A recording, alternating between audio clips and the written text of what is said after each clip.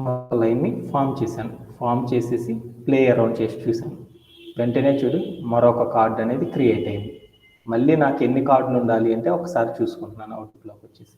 నాకు మొత్తం ఎన్ని కార్డులు ఉండాలి, 1 2 ఎన్ని కార్డ్స్ ఉండాలి, మొత్తం ఎన్ని ఉండాలి, 3 కార్డ్స్ ఉండాలి. నాకు 2 కార్డ్సే ఉన్నాయి కాబట్టి థర్డ్ కార్డు కోసం ఇంకొక కంటైనర్ను కూడా ఏం చేస్తున్నానంటే కాపీ అండ్ పేస్ట్ చేస్తున్నాను. మళ్ళీ ఇక్కడికి వెళ్ళి నేను ఏం చేశానంటే మరొక లైన్ని కాపీ అండ్ పేస్ట్ చేసుకున్నాను. పేస్ట్ చేసుకొని ప్లే అరౌండ్ చేసి చూశాను. నాకు మొత్తం ఎన్ని ఉన్నాయి కార్డులు, 3 ఎలిమెంట్స్ అనేవి ఫామ్ అయిపోయినాయి. ఓకేనా? Okay done. ఇప్పుడు నేనేం చేస్తున్నానంటే మన యొక్క కోడ్ ప్లే గ్రౌండ్లోకి వచ్చేసేసి ఏమేమి కావాలనేది చూసేసాను. నాకేమేమి కావాలి, ఫస్ట్ ఫుడ్ సర్వీస్ అనేది ఒకటి ఉంది. తర్వాత నాకేముంది అంటే ఫ్రెష్ ఫుడ్కి సంబంధించిన ఒక మెనూ అనేది కావాలి.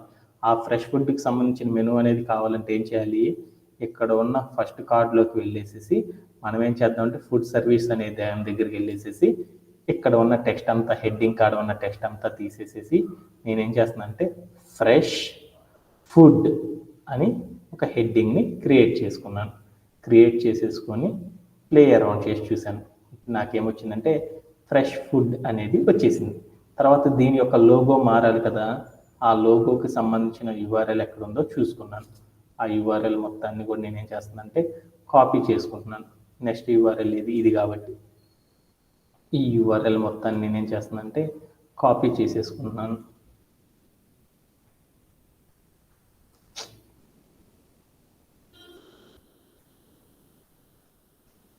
ఇక్కడ ఉన్న యూఆర్ఎల్ ఏదైతే ఉందో, సెకండ్, ఇక్కడ ఉన్న యూఆర్ఎల్, ఈ యూఆర్ఎల్ మొత్తం కాపీ చేసుకున్నాను. కాపీ చేసుకొని మన కోడ్ ప్లే గ్రౌండ్లోకి వచ్చేసి నేనేం చేశానంటే ఎక్కడైతే ఈ ఫ్రెష్ ఫుడ్ ఉందో ఆ ఫ్రెష్ ఫుడ్కి సంబంధించిన ఇమేజ్ ఉందో ఆ ఇమేజ్ కాడ ఉన్న యూఆర్ఎల్ మొత్తాన్ని, ఇమేజ్ దగ్గర ఉన్న యూఆర్ఎల్ మొత్తాన్ని నేనేం చేసుకున్నా అంటే కాపీ చేసేసి దీని ప్లేస్లో మనకు కావాల్సిన యూఆర్ఎల్ ఏం చేశానంటే రీప్లేస్ చేసుకున్నాను.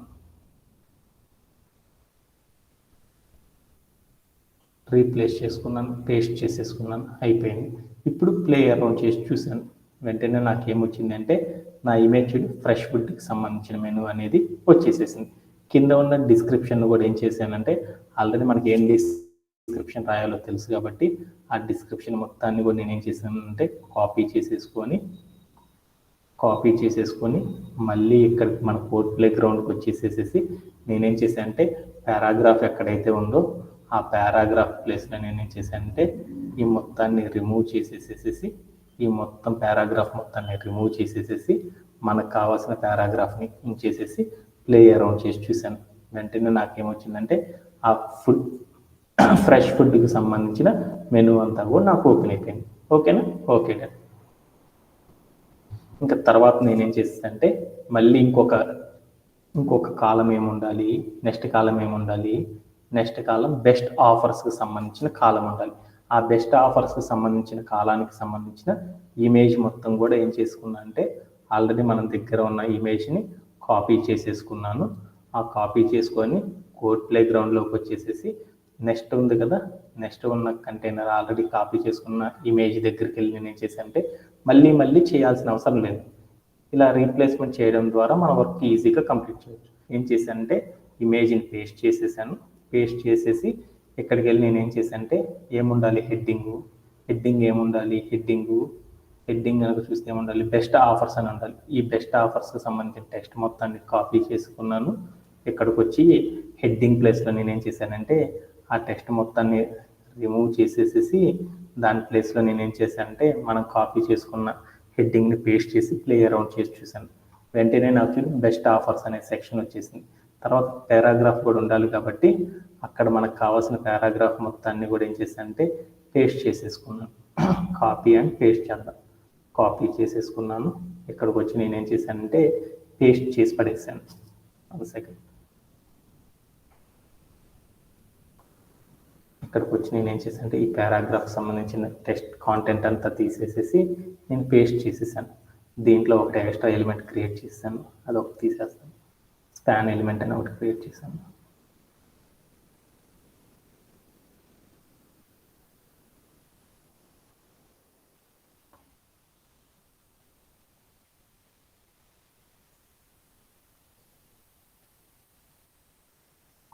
అక్కడ ఉన్న టెక్స్ట్ అంతా కూడా పేస్ట్ చేసేసి నేను ప్లే అరౌండ్ చేసి చూశాను. వెంటనే నాకేమొచ్చిందంటే 3 కార్డ్స్ కూడా ఇలా నీట్గా రావడం అనేది గమనించేశాను.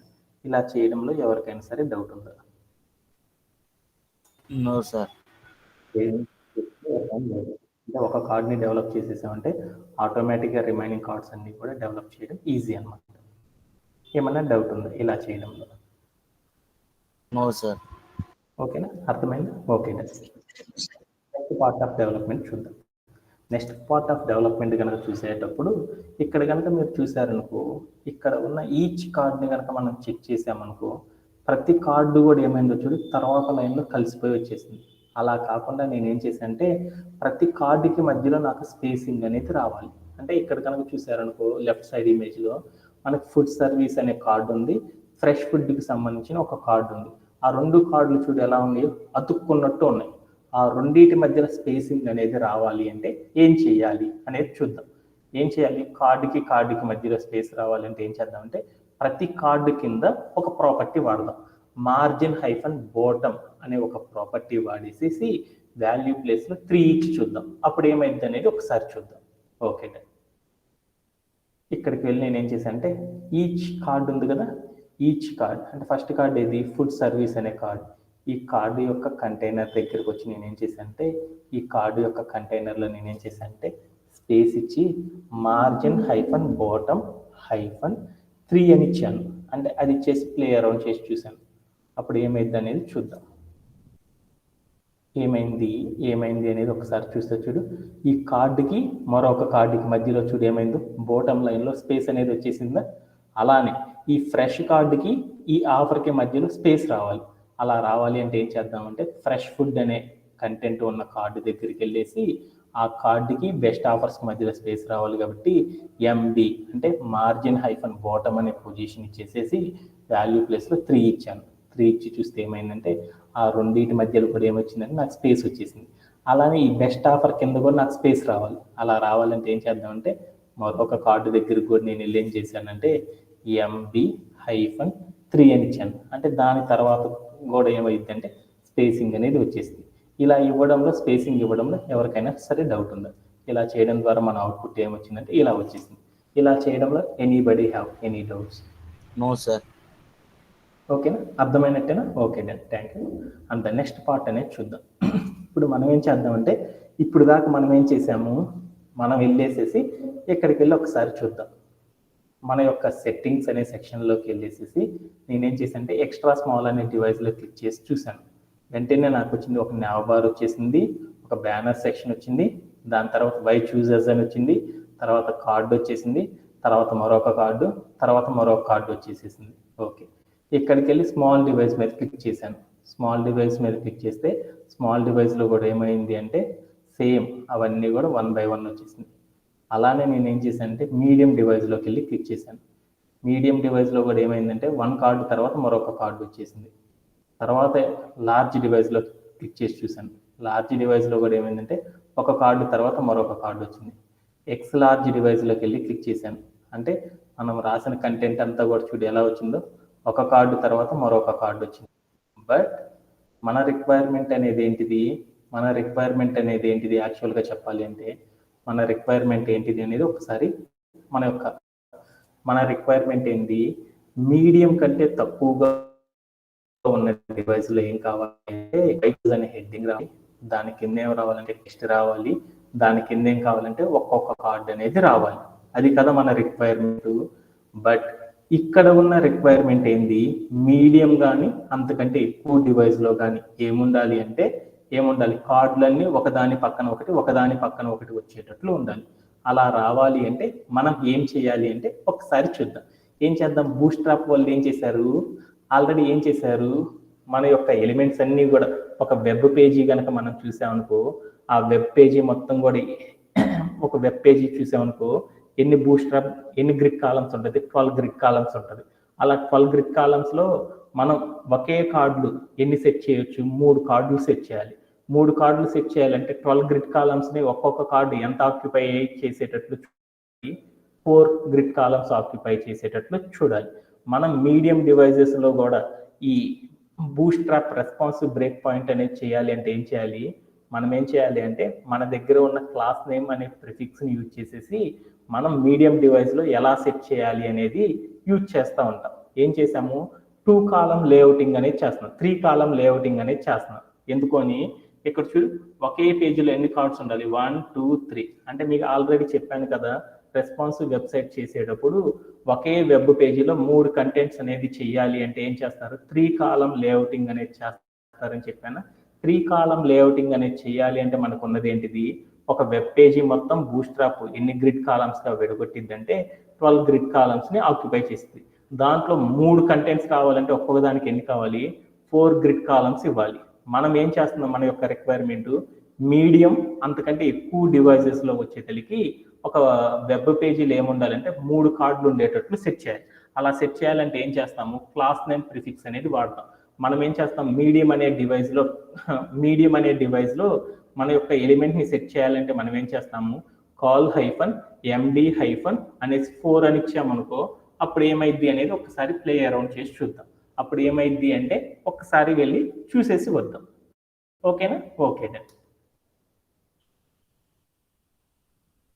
మనం ఏం చేద్దామంటే మన యొక్క రిక్వైర్మెంట్ ఏంటి అంటే ఇక్కడికి వెళ్ళి నేనేం చేశాను అంటే రీసెట్ చేశాను.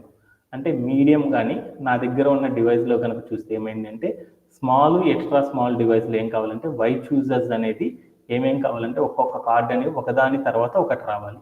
అదే మీడియం డివైస్లోకి వెళ్ళి చూసినప్పుడు ఫుడ్ సర్వర్ ఒక చోట ఉండాలి, దాని పక్కన ఏముండాలి, ఫ్రెష్ ఫుడ్ ఉండాలి, దాని పక్కన బెస్ట్ ఆఫర్స్కి సంబంధించిన కార్డు ఉండాలి.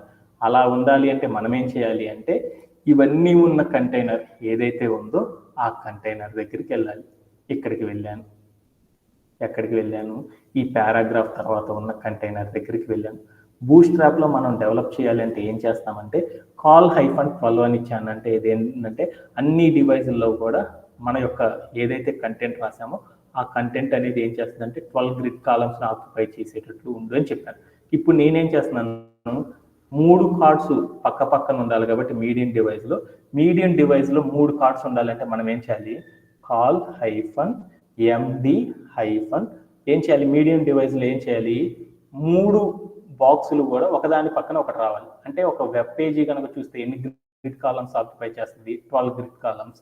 ఒక్కొక్క కార్డు ఎన్ని గ్రిడ్ కాలమ్స్ ఆక్యుపై చేయాలని చెప్పాలి, 4 అని చెప్పాను. 4 అని చెప్పేసి ప్లే అరౌండ్ చేసి చూశాను.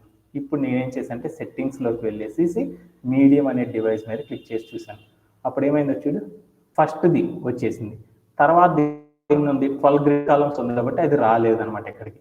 తర్వాత నేను సెకండ్ కార్డు దగ్గరికి నేనేం చేశానంటే కాల్ హైఫన్ ఎండి హైఫన్ అని పెట్టాను. ఇప్పుడు ఏమైందో చూడు, ఇది ఏం చేసింది, రెండోది కూడా ఏమైందో పక్క పక్కనే వచ్చేసేసింది, 4 4 8. ఇంకొకటి కూడా వెళ్ళేసేసి చూసేసేద్దాం. ఇక్కడికి వెళ్ళి నేనేం చేశానంటే మూడో దానికి కూడా నేనేం చేశానంటే హైఫన్ ఎండి హైఫన్ 4 అని ఇచ్చాను. అప్పుడు ఏమైందో చూద్దాం. అప్పుడు ఏమైంది, మనం ఇక్కడికి వెళ్ళేసేసి మీడియం డివైస్ క్లిక్ చేసి చూశాను preview.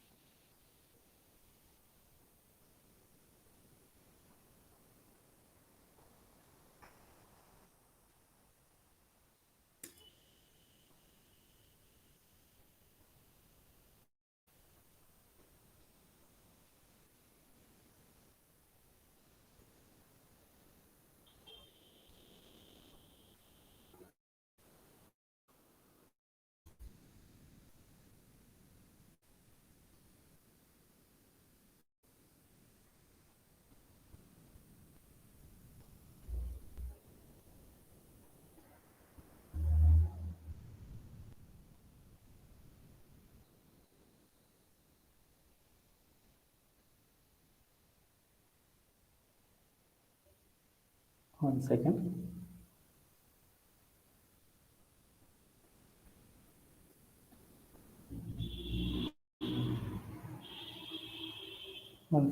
Call hyphen MD hyphen 4.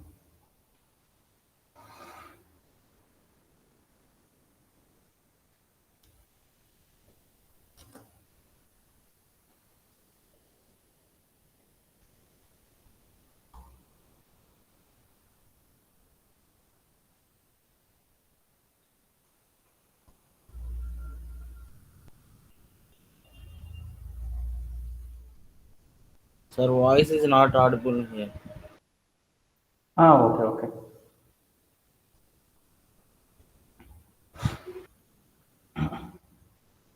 Yeah, ఇక్కడ మనం ఏం చేస్తున్నానంటే ఈ కంటైనర్ని ఏం చేశానంటే ఇక్కడతో క్లోజ్ చేయాలన్నమాట. నేను ఒక చిన్న మిస్టేక్ చేశాను ఇందాక చెప్పేటప్పుడు. div అనే ఒక కంటైనర్ తీసేసి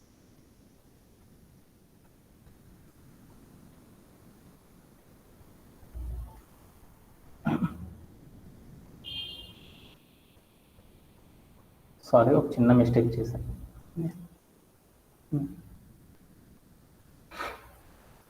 యా, ఇక్కడికి వెళ్ళి నేను ఏం చేశానంటే ఒకటి చేశాను అనమాట. ఏం చేశానంటే నా దగ్గర ఏం కావాలి రిక్వైర్మెంటు, మన దగ్గర ఉన్న మీడియం డివైజుల్లో కానీ అంతకంటే ఎక్కువ ఉన్న డివైజుల్లో కానీ ఏం కావాలి అంటే ఒక్కొక్క కార్డ్ అనేది ఏం కావాలి అంటే నాకు రావాలి అనేసి అనుకున్నాను. అలా క్రియేట్ చేయాలంటే మనం ఏం చేసేసామంటే ఒక్కొక్క కార్డ్ ఎలిమెంట్ని తీసేసుకొని క్రియేట్ చేసుకుంటూ వెళ్ళాను. అలా క్రియేట్ చేసుకున్నాక నేను మీడియం డివైజుల్లో కానీ అబోవ్ డివైజుల్లో కానీ 3 కార్డ్స్ ఒకే లైన్ మీద రావాలి అనుకున్నాను. అంటే ఏం చేయాలి, ఒక గ్రిడ్ సైకిల్ కనుక చూసామనుకో, సిఎస్ఎస్ గ్రిడ్ సిస్టము, ఆ గ్రిడ్ సిస్టంలో ఏముంటుంది, ఒక వెబ్ పేజీ మొత్తం కూడా 12 గ్రిడ్ కాలమ్స్ని ఆక్యుపై చేస్తాయి. నాకు ఎన్ని కార్డ్స్ రావాలి, 3 కార్డ్స్ అనేది రావాలి. అంటే ఒక 12 గ్రిడ్ కాలమ్స్ని 3 బూట్స్ట్రాప్ ఎలిమెంట్స్ ఆక్యుపై చేయాలంటే ఒక్కొక్క దానికి ఎంత ఇవ్వాలి, మనం 4 అనేది కనుక ఇచ్చామనుకో అప్పుడు ఏమైందంటే 4 కూడా ఏమవుతాయి అంటే పక్క పక్కన రావడం అనేది మనం గమనిస్తాం అనమాట. ఇలా రావడం అనేది చేస్తాం. ఇది చేసేటప్పుడు ఎవరికన్నా డౌట్ ఉన్నా కానీ టుమారో సెషన్లో అగైన్ మనం చేసేద్దాం ఒకసారి. ఎందుకంటే ఈరోజు సెషన్ ఒకసారి నేర్చుకుందాం, టుమారో సెషన్లో కంప్లీట్ చేసేద్దాం. Okay done. ఆ తర్వాత థింగ్ అనేది ఏందో చూద్దాం. అవుట్పుట్ అనేది ఇలా వచ్చేసేసింది. తర్వాత సెషన్ ఏంటిది, మనం ఇక్కడ గనక చూసారనుకో, మీరు ఇక్కడ గనక చూస్తే బెస్ట్ ఆఫర్స్ అని ఒక సెక్షన్ ఉంది. ఆ బెస్ట్ ఆఫర్స్ అనే సెక్షన్లో 50% ఆఫ్ అనే కంటెంట్ ఒక్కటే నేనేం కావాలంటే హైలైట్ అయ్యేటట్లు కనపడాలి. అలా హైలైట్ అయ్యేటట్లు కనపడాలి అంటే మనం ఏం చేస్తాము అనేది ఈ రోజు సెషన్లో నేర్చుకున్నాం. అది ఏం చేస్తారు అంటే దాన్ని చేయాలి అంటే ఏం చేయాలంటే ఏదైనా ఒక పారాగ్రాఫ్ ఆర్ ఏదైనా ఒక డిస్క్రిప్షన్లో ఉన్న పర్టికులర్ టెక్స్ట్ హైలైట్ అయ్యేటట్లు కనపడాలి అంటే మనం ఒక మెథడ్ని యూజ్ చేసి చేస్తాం. దాన్ని ఏమంటారంటే HTML స్పాన్ ఎలిమెంట్ అంటారు. అంటే ఒక స్పాన్ ఎలిమెంట్ అనే ఒక టెక్నిక్ని వాడేసి ఏం చేయొచ్చు అంటే మన దగ్గర ఉన్న ఎంటైర్ ద డిస్క్రిప్షన్లో ఏదో ఒక టెక్స్ట్ మాత్రమే హైలైట్ అయ్యేటట్లు చేయవచ్చు అనమాట. అలా చేయాలి అంటే సింటాక్స్ ఏందో చూద్దాం. ఈ స్పాన్ ఎలిమెంట్ అంటే ఏంటి? స్పాన్ ఎలిమెంట్ అంటే ఏమంటారంటే జనరిక్ ఇన్లైన్ కంటైనర్ అంటారు. అంటే ఏంటిదంటే ఈ ఇన్లైన్ కంటైనర్ అంటే ఏంటంటే మనం ఏదైనా ఒక టెక్స్ట్ రాసేటప్పుడు ఆ టెక్స్ట్లో ఉన్న పర్టికులర్ వర్డ్ మాత్రమే హైలైట్ అయ్యేటట్లు కనపడాలి అంటే, స్టైలింగ్గా ఉండేటట్లు కనపడాలి అంటే మనం HTMLలో ఒక మెథడ్ని యూజ్ చేసి చేస్తాం. దాన్ని ఏమంటారంటే స్పాన్ ఎలిమెంట్ అంటారు. ఈ స్పాన్ ఎలిమెంట్ అనేది కూడా ఒక HTML ఎలిమెంటే. దీనికి సింటాక్స్ ఏంటిదంటే ఒక start tag, content, end tag అనేది ఉంటుంది. ట్యాగ్ అనేది ఏం తీసుకుంటామంటే స్పాన్ అనే పేరునే కనుక తీసుకున్నాం అనుకో దాన్ని స్పాన్ ఎలిమెంట్ అని పిలుస్తారు. ఆ స్పాన్ ఎలిమెంట్ అని తీసుకొని నేనేం చేశానంటే 50% మాత్రమే నాకు ఏం కావాలి అనుకున్నా అంటే హైలైట్ అయ్యి కావాలి అనుకున్నాను. అప్పుడు మనం ఎలా చేస్తామనేది ఒకసారి చూద్దాం. మన యొక్క కోడ్ ప్లే గ్రౌండ్లోకి వెళ్ళి థర్డ్ కోడ్లో ఉన్న కంటెంట్ మొత్తాన్ని నేనేం చేశానంటే ఓపెన్ చేశాను, ఫోల్డ్ ఓపెన్ చేశాను. నాకు 50% ఆఫ్ అని ఈ టెక్స్ట్ మాత్రమే నాకు ఏం కావాలి అనుకున్నాను, డిస్క్రిప్షన్లో హైలైట్ అయ్యి కనపడాలి అనుకున్నాను. అలా కనపడాలి అంటే మనం ఏం చేయాలి అంటే ఒకసారి చూద్దాం.